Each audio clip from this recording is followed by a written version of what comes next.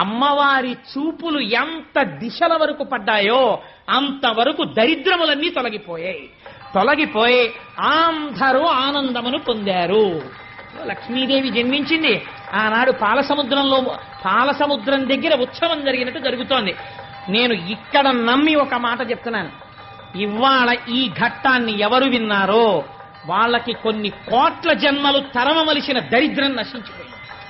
ఇది పరమ యథార్థం. అందుకని ఆ తల్లి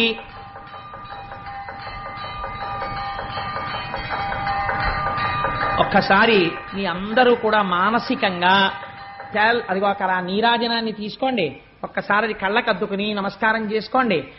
స్వామి త్రిమూర్త్యాత్మకమై దత్తాత్రేయుడై ఉన్నాడు. చక్కటి జేగంటలు మోగే ఈ దేవాలయంలోను అటువంటి పరమ పవిత్రమైనటువంటి లక్ష్మీదేవి యొక్క ఆవిర్భావము జరిగింది. ఇంకా దేవేంద్రుడు